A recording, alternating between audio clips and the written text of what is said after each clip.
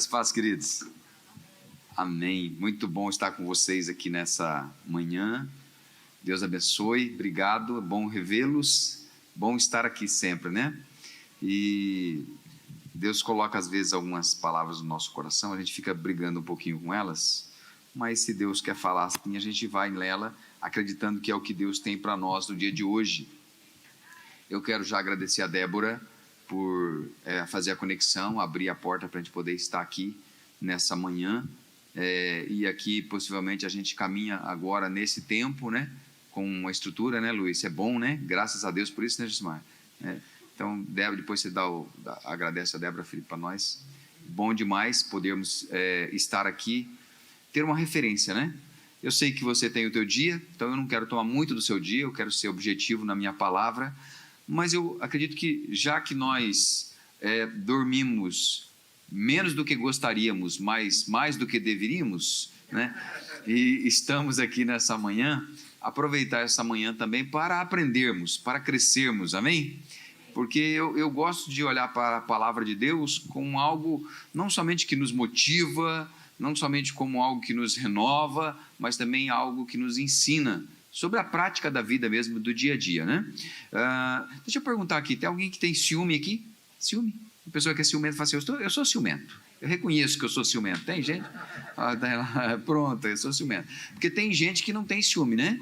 É assim, ó, você pode até amar sem sentir ciúmes, mas é impossível sentir ciúmes quando não se ama, né? Quem ama e tem aquele sentimento ali. Então eu quero falar um pouquinho com você hoje sobre uma armadilha mortal. Abra sua Bíblia em Êxodo 32, 7. Eu vou me posicionar assim, ó. Eu fujo da câmera lá? Estou no limite? Tudo bem? Porque daí fica livre para você aqui, ó. Êxodo 32, 7. Então vamos lá, Felipe. Será que você vai me ajudar? Aí, ó. Aí não fica livre aqui, ó. Êxodo 32, 7. O texto diz assim, da palavra de Deus: Então o Senhor disse a Moisés: Vá, desça, porque o seu povo... O povo de quem? O povo já não era mais de Deus aí, você viu, né? O povo aí já era de Moisés. Porque o seu povo, o povo que você tirou do Egito, Deus está transferindo a culpa aí para Moisés, se corrompeu e depressa se desviou do caminho que eu lhe havia oferecido. Então, trocadilho deles, ó. O povo é seu, você que tirou, eu dei um caminho para eles não quiseram. Fez para si um bezerro de metal fundido e adorou-lhe e ofereceu sacrifício, dizendo: São estes, ó Israel, os seus deuses que tiraram você da terra do Egito. Então, esse texto ele vai falar para nós a respeito de algo que Deus, ele tem o povo escravo no Egito, e esse povo clama a Deus, e Deus vai tirar eles agora do Egito, e vai conduzir eles para uma terra que emana leite e mel, como uma promessa, uma terra prometida, uma terra de bênção, uma terra de conquistas, de alegria, de paz. Mas quando Deus leva eles a esse lugar, para levar a esse lugar, eles teriam que passar por um período de deserto. Nesse período de deserto, Deus ele vai pegar o líder, que é Moisés, que é esse que Deus usa para tirar o povo do Egito, e vai levar Moisés para um monte, para um lugar de intimidade, e naquele lugar Deus vai falar com Moisés vai ficar ali 40 dias. Então esse tempo que o líder, que o Moisés se afasta do povo para estar com Deus, aquele povo, através de Arão, que era o sacerdote, que era assim o segundo líder, digamos, no comando, vai pedir para Arão fazer algo para eles, porque eles tinham perdido a referência do Deus que eles adoravam, porque a grande presença de Deus eles viam através da figura de Moisés. E Arão vai pedir as joias que aquele povo tem e vai forjar um bezerro de ouro, e aquele povo agora vai olhar para aquele bezerro de ouro e vai dizer: você é o Deus que nos tirou do Egito. Uma simbologia de Deus aí a respeito da questão espiritual e da questão natural. Nós gostamos daquilo que é concreto, daquilo que a gente vê, daquilo que a gente pode pegar, né? Então, como igreja, Muitas vezes nós caminhamos nesse aspecto, nesse ambiente espiritual, daquilo que você crê sem ver. A fé é isso, é crer sem ver. Você não está vendo, você não está pegando, mas você sabe que está. Então, pela fé, eu creio que o Espírito Santo de Deus está aqui. Pela fé, eu creio que esse Espírito de Deus que está aqui, ele também está no seu dia a dia. Ele te conduz no seu ambiente de trabalho, ele está na sua casa, ele está lhe dando sabedoria para você naquele problema, naquela dificuldade, naquela situação. Ele te conduz através de momentos de dúvida, ele consola no momento de dor, ele traz cura para a enfermidade, ele restaura o quebrantado, o ferido de coração, ele dá direção, ele abre portas, ele se move em nosso favor. Eu creio assim. É a forma que eu decidi viver, crendo num Deus que cuida de mim. Amém? Você crê num Deus que cuida de você? E é nesse sentido que eu quero falar com você. Veja, Jesus é o caminho. Você pode viver na terra sem Jesus, mas você não consegue estar no céu sem Ele. Para estar no céu, você precisa de Jesus de Nazaré. Ele é o caminho, mas cada pessoa é responsável. Isso fala para nós de autoridade delegada. Deus delegou uma autoridade. Você decide a sua eternidade. É muita responsabilidade, sim ou não? É muita responsabilidade. Imagina você olhar para uma criança e você dizer para ela assim: olha, você escolhe se você quer escovar o dente ou não. Você escolhe se você quer comer ou não. Você escolhe se você quer dormir ou não. Você escolhe o que você quer fazer da sua vida. Qual é o pai que faz isso com a criança? Não faz. Meu filho, é hora de escovar o dente. Meu filho tem que comer. Meu filho, agora você vai deitar e dormir. O nosso pai, ele diz para nós assim: olha, a tua vida é um problema seu. Você escolhe. Viva do jeito que você quiser. É isso que ele define. Mas ele vai dizer também: agora, você pode decidir viver não do jeito que você quiser, mas do jeito que eu quero. Mas como que eu posso viver do jeito que Deus quer? Não existe outro jeito. Não existe outra forma de você viver do jeito que Deus quer, sem obedecer às suas leis, sem obedecer aos seus princípios. Autoridade delegada. Deus deu essa autoridade para Moisés, para tirar o povo do Egito. Por isso que Deus vai falar para ele assim: ó, o povo que você tirou do Egito. Deus delegou a autoridade para ele. Ele era responsável. Quantas coisas Deus entregou para você como responsabilidade sua? É responsabilidade sua. Nós precisamos ter essa hombridade de bater no peito e dizer: a minha família é responsabilidade minha. O meu casamento é responsabilidade meu. As minhas finanças é responsabilidade minha. A minha fé é responsabilidade minha. Hombridade para assumir a responsabilidade. Bater, é eu, né? Porque desde pequeno a gente tem medo de assumir responsabilidade, porque a gente foi oprimido. Você lembra quando você quebrou aquele copo, aquele prato, e a tua mãe chegou: quem fez isso, menino? Eu não sei.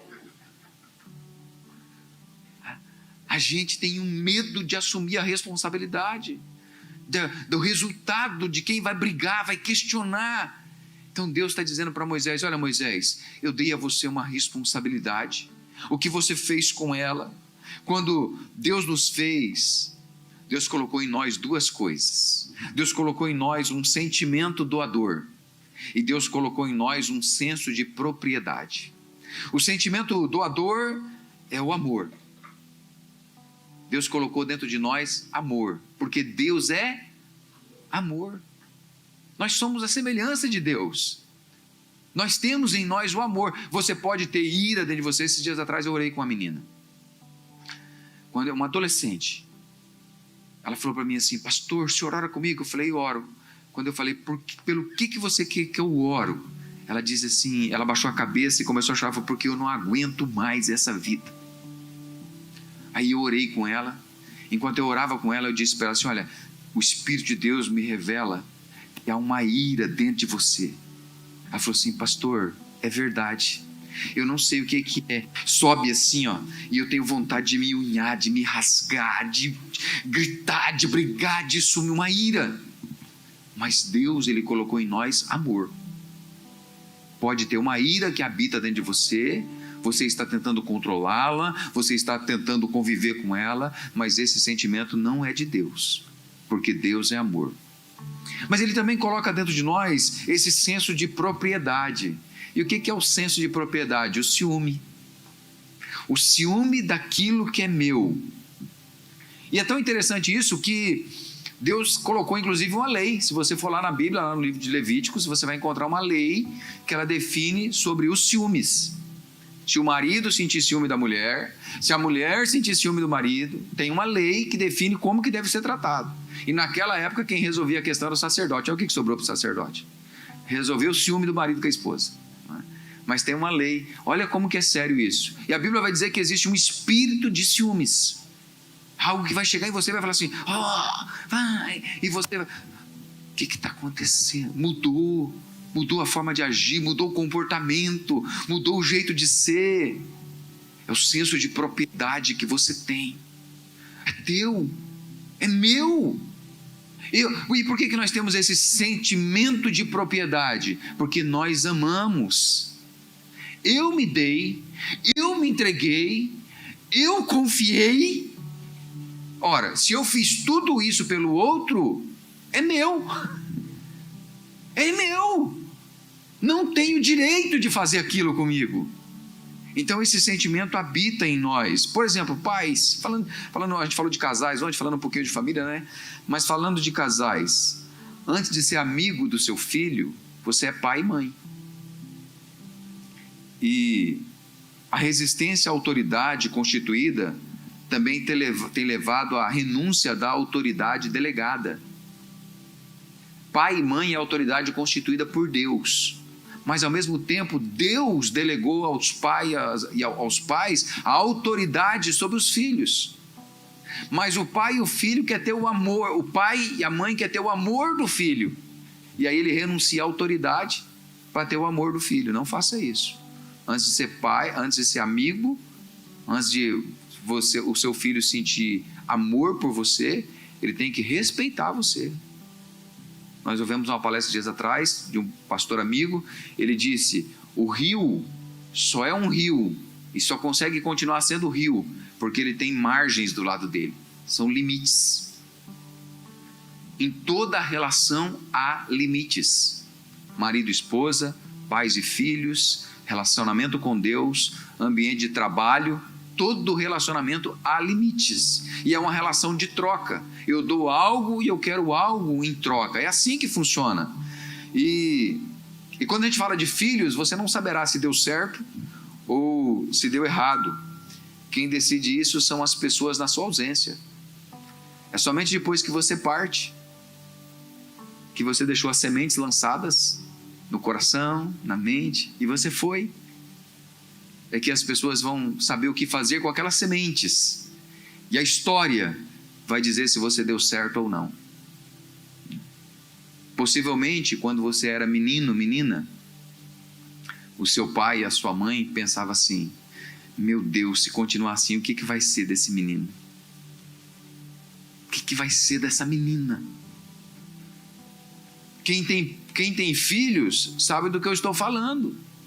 Quantas vezes você pensou assim: meu Deus, o que vai ser do meu filho? Meu filho está lá em Portugal. Ontem eu encontrei um profeta. Ele disse para mim assim, e eu não falei nada com ele a respeito disso. Ele disse para mim assim: não se preocupe, porque dos seus quem cuida sou eu. Falei: bom também. Ué, credo, ué. O profeta não podia falar assim: não se preocupe, eu estou trazendo o seu filho para perto de você. Não seria muito... Falei: oh Deus, né? Eu estou dando um jeitinho para mim ficar perto dele. Deus fala assim: não se preocupe que eu cuido dele. O que Deus está falando para mim? Vai ficar longe um pouquinho ainda. Fala assim: quem cuida dos meus é Deus. É o que o seu filho faz longe da sua presença que diz se você acertou ou errou. É assim que funciona. Mas deixa eu dizer algo que pode até parecer mal educado da minha parte, mas eu quero que você pense nisso. Quem decide de qual lado a pessoa está é Deus e não você.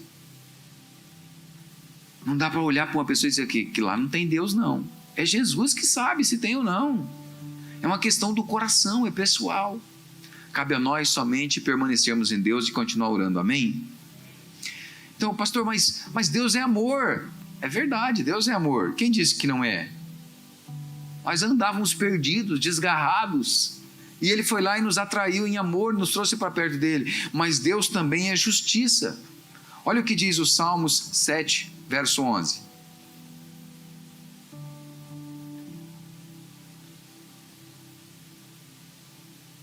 Salmo 7, verso 11 e 12. Deus é justo juiz. Deus que sente indignação todos os dias. Por que ele sente essa indignação? Olha o verso seguinte. Se alguém não se converter, Deus afiará a sua espada. Já armou e deixou pronto o seu arco. Eu não sei você, mas isso dá muito medo em mim. Se alguém não se converter, Deus já preparou a espada dele. Para quê? Para que você prepara uma espada? Para que um Deus de amor está preparando uma espada? Para pensar nisso. A gente não tem que pensar nessas coisas? Deus é justiça, queridos. Deus ele já havia dado os 10 mandamentos para Moisés. Moisés está no monte, o povo está lá embaixo, com o bezerro. Com o bezerro. Assassinando o português aqui, você que me perdoa, que gosta de português, claro. E Moisés está no monte e Deus dá para ele os 10 mandamentos. E dentro dos 10 mandamentos havia o primeiro. Qual é o primeiro mandamento?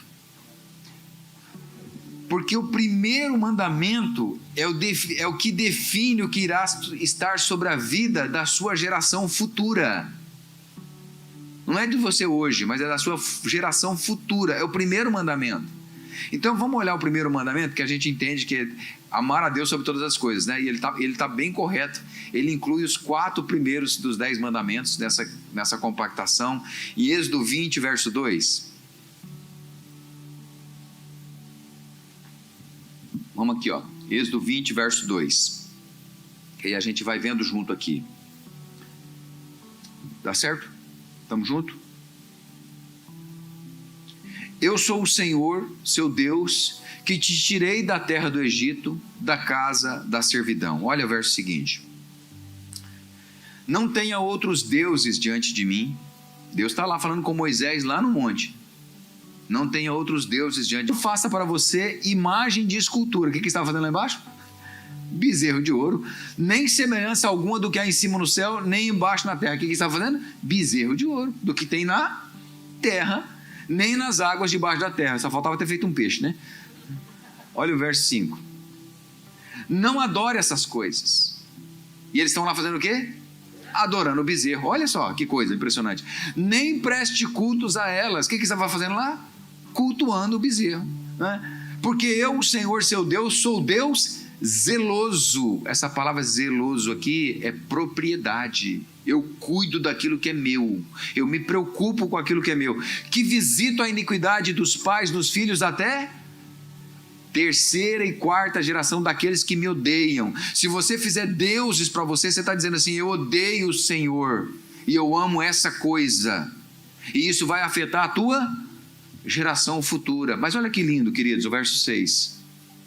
Mas faço misericórdia até 1000 gerações daqueles que me amam e guardam os meus mandamentos. Então, qual que é a armadilha mortal que a gente percebe aqui nesse texto? Deixa eu fazer uma oração. Espírito Santo, em nome de Jesus, que nessa manhã o Senhor ministre a Tua palavra no nosso coração e que ele seja dilatado para receber tudo aquilo que o Senhor tem para as nossas vidas. Em nome de Jesus é que eu oro. Amém e amém. Então, antes de eu falar para você dessa armadilha mortal, eu quero pontuar algumas coisas que faz com que nós sejamos atraídos por ela sem percebermos. Você já caiu em alguma armadilha? Que não foi mortal, às vezes você confiou na pessoa, né? Você confiou naquela pessoa, você falou: eu confiei, você emprestou o dinheiro, trabalhou, não recebeu, emprestou o cartão de crédito, emprestou o talão de cheque, a folha de cheque, comprou aquela passagem, né? Emprestou aquele negócio achando que ia ser devolvido, né? Você caiu numa armadilha? Já caiu numa armadilha, né? Então, né? Por que essas coisas acontecem, né? Será que a nossa infidelidade tem o poder de anular a fidelidade de Deus? Não tem, né? Quantas vezes nós precisamos trair Deus para que Ele nos rejeite? Quantas vezes você precisa pisar na bola com Deus para Ele dizer assim, eu não quero mais me relacionar com você? Quantas vezes? 5, 10? 70 vezes 7? Lamentações 3, 22, as misericórdias do Senhor são a causa de não sermos consumidos, elas se renovam a cada manhã, porque as suas misericórdias não têm fim. Grande é a fidelidade do Senhor. Deus é fiel. Diga, Deus é fiel. Diga, Deus é fiel. Isso me lembra a parábola de Lucas 15, porque nas parábolas de Lucas 15, que são as 3 parábolas, a da ovelha perdida e a da dracma, a pessoa tem que ir atrás para trazer de volta, encontrar aquilo corrido atrás e buscado, e você não tem visto a resposta, não tem visto Deus trazer de volta para você. Mas a parábola do filho pródigo diz que o pai não fez nada para o filho voltar. O filho caiu em si e decidiu voltar. Deixa eu dizer uma coisa para você. Se é de Deus na sua vida, você não precisa fazer nada, vai voltar. Pastor, mas está tão longe do Senhor, está tão longe de Deus, pastor, eu acho que eu perdi meu filho, eu perdi minha filha, eu perdi aquela pessoa para o mundo. Não. Se é de Deus, vai voltar. Uma hora você vai receber de volta de braços abertos. É assim que funciona. Então, o que nos leva a cair nessa armadilha? Você já caiu em algumas armadilhas. O que nos leva a cair nessa armadilha que esse povo caiu e fez com que pecasse contra Deus? A primeira coisa é o imediatismo na alma. Vamos lá, abra sua Bíblia em Êxodo 32, vamos caminhar um pouquinho nela. O imediatismo na alma, 32:1.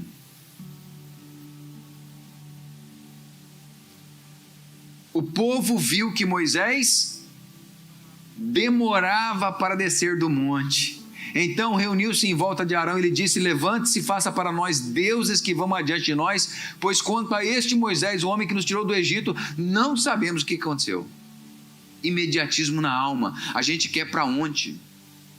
Você sai de casa de manhã falando assim, hoje eu vou comprar uma televisão 65 polegadas, porque eu quero assistir o jogo à tarde. Você tinha 60 dias para trás para comprar, que você sabia do jogo. Mas você sai, aí você chega lá para comprar, o menino fala para você assim, posso vender, mas só entrega amanhã. Não, mas eu dou um jeito de levar, não cabe no carro. Não, eu dou um jeito. Você liga para um amigo que tem uma truck, você vai resolver de alguma forma. Você quer aquele... Eu só tenho uma pessoa que eu conheço que ele espera a gravata chegar. Mas a gente é imediato. Alguém precisa fazer. Pastor, mas se eu não fizer, ninguém faz nessa casa, pastor. Sabe, a minha alma ela é sequestrada com pia, com louça suja. Eu não consigo entender como que alguém consegue dormir com a louça suja na pia.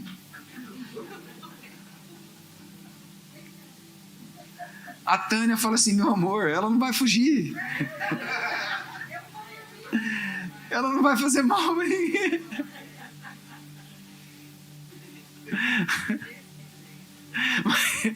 Mas a gente quer resolver ali, né? E a gente não descansa, né? Ontem eu estava conversando com um casal aqui depois da palestra, foi tão lindo. Aí teve um pastor, o senhor tinha que ter falado lá, pastor. Para o quê? A gente tem que resolver as coisas, a gente tem que ter uma comunicação clara, tem que conversar mesmo sobre o assunto, mas não às 3 horas da manhã, pastor. 3 horas da manhã não, pastor, 3 horas da manhã eu quero dormir. Ela falou, mas eu quero conversar. Eu quero resolver esse negócio. Não, pastor, demorar demais, não dou conta. Nosso tempo é diferente de Deus. Mas esse imediatismo na alma vai nos levando para armadilhas. Segunda coisa, olha o verso 2 até o 5. Arão respondeu: tirem as argolas das orelhas de ouro das orelhas das suas mulheres, dos seus filhos, das suas filhas, tragam para mim. Então todo o povo tirou das orelhas as argolas e os trouxe a Arão. Este, recebendo-as das mãos deles, trabalhou o ouro com buril e fez dele um bezerro de metal fundido. Então disseram: são estes, ó Israel, os seus deuses que tiraram você da terra do Egito. E verso 5, Arão, vendo isto, edificou um altar diante do bezerro e fez a seguinte proclamação: amanhã haverá festa. Que Senhor! Que Senhor!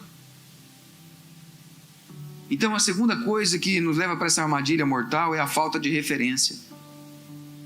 O líder com Deus no monte e o povo com deuses fazendo festa achando que era para Deus. Você quer ter sucesso? Quem quer ter sucesso aqui? Olha, quer ter sucesso? Cola em quem já teve sucesso. A referência era Moisés, não Arão. Mas eles decidem ouvir Arão. Você quer ter sucesso? Anda com quem tem sucesso com Deus. Quer ter sucesso na tua casa? Coloca dentro da tua casa pessoas que têm sucesso com Deus. Lá no teu trabalho, pessoas que têm sucesso com Deus. Ouve pessoas que têm sucesso com Deus. Pastor, mas eu estava na casa de uma pessoa e ela gosta de assistir jornal daquela emissora que sangra. Pastor, mas todas as emissoras sangram. No jornal parece que todas, né? Pastor, mas eu preciso ficar me informado do dia a dia. Mas quando você termina de assistir aquele jornal e aquela pessoa, aquele homem, aquela mulher do outro lado fala para você assim: uma boa noite. Ele vai para uma boa noite com o salário que ele ganha, mas você não vai dormir atormentado com a tua alma. Vai ouvir aquilo para quê? Ouvir aquilo para quê? Referências ruins que entram dentro da gente e contamina, destrói a nossa vida. Fizeram uma festa, olha, eles fizeram uma festa para Deus, sim ou não? Arão disse: amanhã nós vamos fazer festa para o... Só que eles esqueceram de combinar com Deus. A festa era para Deus, mas não combinou com Deus. Deus não foi na festa. Deus falou assim: vai lá e acaba com essa festa. Essa festa não é para mim. Eu não tenho nada a ver com isso. O líder que eles tinham naquele momento estava mais preocupado em agradar o povo do que em agradar a Deus. Olha, querido, de verdade, eu sei que existem muitas igrejas boas. Talvez você pense assim: mas por que mais uma igreja? Melhor mais uma igreja do que mais um bar. Meu jeito de pensar. Nada contra quem vai em bar, tá bom? Mas tem muitos bares, lugares de happy hour muito bons. Aqui também tem bastante, né? Eu já fui em alguns assim, tem uns sucos agradáveis, bacana. Mas é melhor você estar na igreja. Na verdade, a Bíblia diz que é melhor você estar na casa do luto. Porque lá na casa do luto você vai pensar como é o teu fim. Temos que pensar sobre isso. De que forma que nós estamos servindo a esse Deus?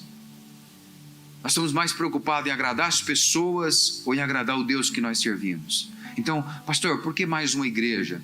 Porque nós somos uma igreja que nós temos pilares saudáveis.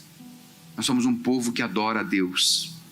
Talvez, em alguns momentos, um dos pastores nossos estarão com você aqui, ou eu mesmo venho e vou falar alguma coisa para você que não vai ficar bem no teu coração. Você vai falar: o pastor falou hoje, mas foi ruim, foi mal, foi desconfortável. Mas é para o seu bem. É porque a gente ama você. A gente ama a sua família, a sua casa. Nós queremos o seu bem, amém? Nós sim queremos agradar o Senhor. Queremos andar com Deus em todo o tempo. Queremos a presença dele real no nosso meio, amém? Queremos esse ambiente que não está agradável aqui, ó. Ó que manhã gostosa. Por quê? Porque a presença de Deus está nesse lugar. Boas referências, queridos. Boas referências. A falta de referência nos leva para longe de Deus. A terceira coisa que eu aprendo: por que nós caímos em armadilhas, pastor? Olha o verso 6 de Êxodo 32. Êxodo 32, verso 6. No dia seguinte madrugaram, ofereceram holocaustos e trouxeram ofertas pacíficas, e o povo sentou-se para Comer, beber, que mais? Gente, é vida boa, sim ou não? Quem não quer uma vida dessa? Comer, beber e divertir. Mas se Deus não está no negócio, vai dar ruim. Você pode fazer tudo isso, mas acrescenta Deus. Convida Ele, atrai a presença dEle. Então a terceira coisa que eu aprendo é bom, mas é de Deus. Porque isso aqui era bom, mas não era de Deus para a vida deles. É bom, pastor, mas é de Deus? Tenha certeza que é de Deus. Olha a Eva no paraíso, conversando com Satanás. Eu não sei o que aquela mulher inventou na cabeça dela de conversar com Satanás.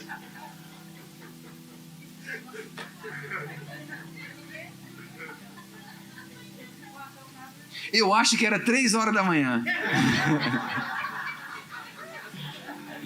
O pastor falou heresia aí. A mulher querendo conversar, o Adão dormindo. Ô mulher, deixa eu dormir, que amanhã eu tenho que dar nome para um bocado de bicho.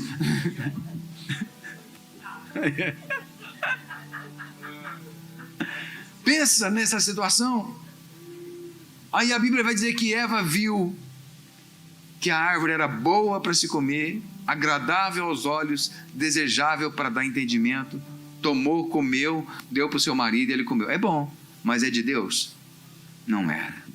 Não era de Deus. Muitas pessoas fazem isso.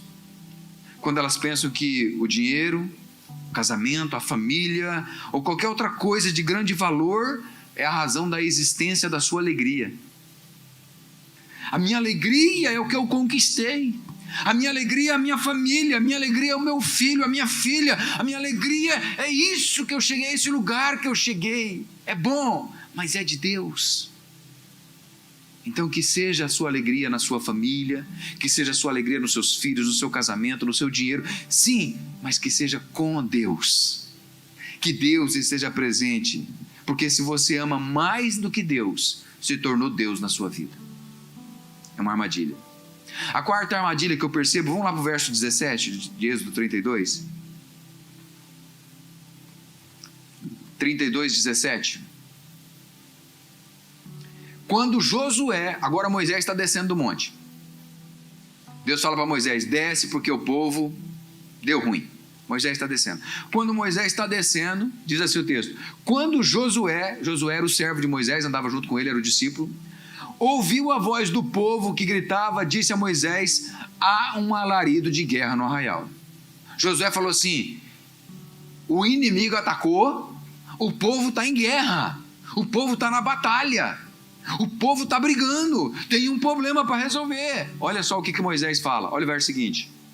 Moisés respondeu, o que eu ouço não é alarido, nem de vencedores e nem de vencidos, mas o alarido de pessoas cantando.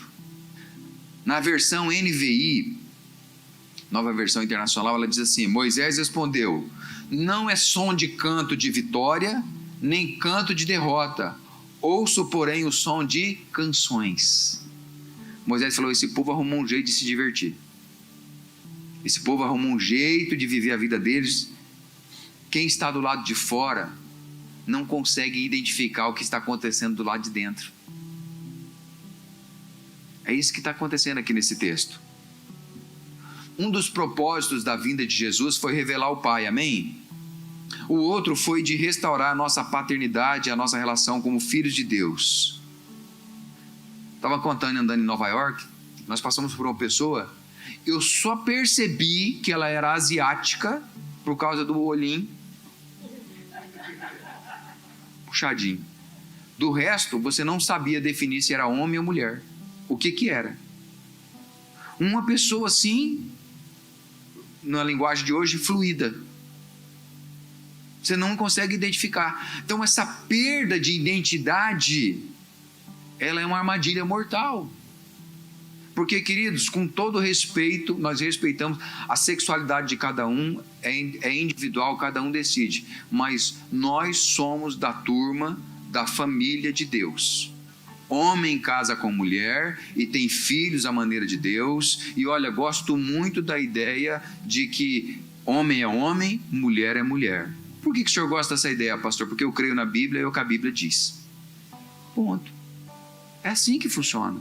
Nós não estamos para brigar, não estamos para gerar confusão, não é nada disso, mas é entendermos que o amor de Deus se estabelece a partir dessa definição, dessa identidade, de eu saber quem eu sou, amém? A perda de identidade é uma armadilha mortal. Olha, a quinta coisa, eu estou caminhando para o fim para orar com você, olha o verso 25. O que faz uma armadilha mortal? Quando Moisés viu que o povo estava sem controle, pois Arão o tinha deixado à solta para vergonha no meio dos seus... Querido, pensa comigo aqui, ó. Dá para ser uma igreja de qualquer jeito? Dá para ser uma família de qualquer jeito? Não dá. Não dá para ser um negócio bagunçado, desorganizado, sem limites, aonde um grita, briga, pula, confusão. Não dá para ser. Olha, a quinta armadilha mortal é quando nós nos tornamos um péssimo exemplo para os de fora. Um péssimo exemplo. Por que a pessoa quer ser como nós somos? A pessoa fala assim, ó, igual aquele lá, ó, seja. Você vai conversar com ele, só tem palavra boa. Compra, paga. Chega na hora, resolve as coisas. Agora você vai conversar com o outro lá, Deus me livre. Deus não. Aquilo lá não serve de exemplo para ninguém. Péssima referência. É uma armadilha mortal. Porque eu estou achando que eu estou sendo alguma coisa, mas eu estou sendo uma péssima referência. Moisés vai dizer, olha, isso é uma vergonha no meio dos inimigos. Os inimigos vão fazer chacota. Você é crente mesmo? Se comportando desse jeito? Você tem certeza que você é cristão? Você conversa meia hora com a pessoa e começa a duvidar se ela é cristão ou não? A pessoa de fora precisa desejar estar, queridos. A igreja tem que ser carismática, amém? Olha, que Deus nos permita construirmos aqui esse ambiente, através do pastor Felipe, pastora Sirlene, pastores lindos, maravilhosos, que têm se dedicado a essa obra, e juntos com cada um que tem chegado, pessoas incríveis, ser um lugar agradável de se estar, amém? Que as pessoas da região queiram estar. Nós vamos lá porque lá é bom, porque lá há alegria, lá há paz, lá há diversão, lá há comida boa, café da manhã, lá uma boa palavra, lá música de qualidade, mas lá também tem a presença de Deus. Olha, deixa eu deixar um recado para você. Jesus está voltando. Essa é a mensagem nossa, nós não temos outra. Jesus está voltando. Sabe o que esse texto fala aqui? Moisés sobe no monte para adorar, e aí Moisés está descendo. E o povo está lá em festa, se divertindo. Jesus vai falar assim como foi nos dias de Noé. O povo se casava, se dava em casamento, até que o dia que veio o dilúvio. Jesus está voltando. Moisés está no monte com Deus. Moisés tipifica Cristo. E Moisés voltou com as leis debaixo do braço. Por que ele estava com aquelas leis debaixo do braço? Para julgar o povo. Jesus vai estar voltando. E esse já está voltando significa que ele vem não para salvar, mas para julgar. Porque para salvar é agora. Só em Jesus há salvação. Essa é a nossa mensagem, não a outra. Mas olha o verso 26. A outra armadilha mortal. Pôs-se em pé à entrada do arraial e disse, Moisés falando, né? Quem é do Senhor, vem até mim. Então se juntaram a ele todos os filhos da tribo de Levi, a tribo de sacerdotes. Sexta armadilha, não tomar decisões de vida. Pastor, ainda não é tempo de tomar essa decisão. Pastor, eu tenho outras prioridades. Pastor, eu não acredito muito nisso. Até quando? Quando chegará o tempo? Quando será o dia da decisão? Você precisa decidir de qual lado está. Moisés está dizendo, quem é do Senhor, venha para o meu lado. Nós precisamos decidir em qual lado nós estamos. Eu preciso te dizer, todo cristão chegará um momento que a fé dele será provada.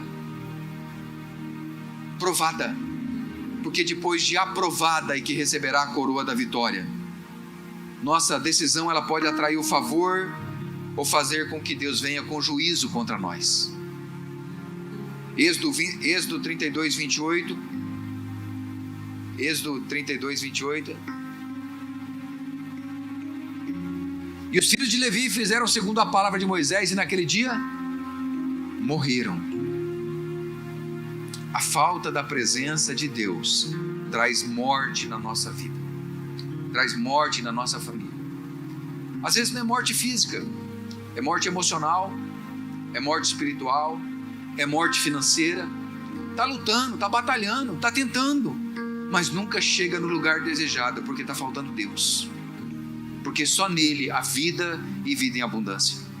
Amém, queridos? Então decida, diga assim: eu e a minha casa serviremos ao Senhor. Diga: eu e a minha casa serviremos ao Senhor. É uma decisão pessoal. A sétima armadilha, Êxodo 32, 29. A sétima armadilha não, a sétima coisa que nos atrai para essa armadilha mortal. Pois Moisés tinha dito: consagrem-se hoje ao Senhor, cada um contra o seu filho e contra o seu irmão, para que hoje Deus lhe conceda uma bênção. A sétima coisa que nos leva para uma armadilha mortal: não perceber níveis de relacionamento. É você perceber que às vezes até os da sua família serão contra a sua fé, serão contra o seu relacionamento com Deus. Vão dizer para você: mas agora você só vive para isso, mas agora com você é só esse negócio de Bíblia, é só esse negócio de oração, é só esse negócio de jejum, só esse negócio de ir para a igreja. Assim, mas não é eu que quero isso não, eu quero isso para a sua vida também, porque esse é o melhor caminho que existe, não há outra coisa melhor, não tem nada melhor que isso. Consagrar-se é decidir pela santidade, é dizer para você, para sua casa, para sua parentela: nós serviremos ao Senhor, porque eu entendi que eu preciso viver um nível de relacionamento profundo com Deus, porque sem isso é impossível. Amém, queridos? E eu quero encerrar. A traição é o maior responsável pela separação. Então, quando você se converte ao Senhor Jesus de forma genuína, a tua família vai dizer para você assim: está traindo a gente, está traindo a gente. Não, eles virão, porque você escolheu o caminho certo. Eles virão. A sua família servirá ao Senhor Jesus junto com você. Eles virão, porque você escolheu o caminho certo. Não há caminho fora de Jesus. Eles virão, amém? A quebra da confiança produz feridas na alma, mas Jesus é poderoso para curar as feridas da alma. Eles verão o amor de Jesus em você e virão, amém? Eu já perguntei para você quem já sentiu ciúmes. Sei que você é ciumento, mas você já sentiu ciúmes? Já? Cantares 8:6. Porque o amor é tão forte como a morte, e o ciúme é tão duro como a sepultura. O amor é forte como a morte. O amor luta contra a morte. A morte é um inimigo. A morte está dizendo: eu vou matar. Mas o amor é vida. Jesus está dizendo: não vai matar, vai viver. Venceu comigo. Ele venceu na cruz por mim e por você. Ele tomou as chaves do inferno. Ele vai voltar e nós teremos vida eterna com Ele. Por quê, pastor? Porque o ciúme é tão duro quanto a sepultura. Ele está dizendo: eu tenho ciúme daqueles que eu amo. Eles não viverão para a morte, eles viverão para a vida eterna. Essa é a mensagem do Evangelho. O Deus que nos ama tem ciúmes de nós. E esse foi o motivo. Qual que é a armadilha mortal, pastor? Eles provocaram ciúmes em Deus. Ao fazer um bezerro de ouro, eles provocaram ciúmes em Deus. Em 1 Coríntios 10, 22, ou provocaremos ciúmes no Senhor? Vamos jogar aqui. Ó, 1 Coríntios 10, 22, vale a pena ler. Ou provocaremos ciúmes no Está falando exatamente daquele momento. Somos por acaso mais forte do que ele? Olha o verso seguinte. Olha o verso anterior. O verso 21. Vocês não podem beber o cálice do Senhor e o cálice dos demônios. Não podem ser participantes da mesa do Senhor e da mesa dos demônios. Ele está falando exatamente desse momento. Olha o verso 7 desse versículo, desse capítulo, o verso 7.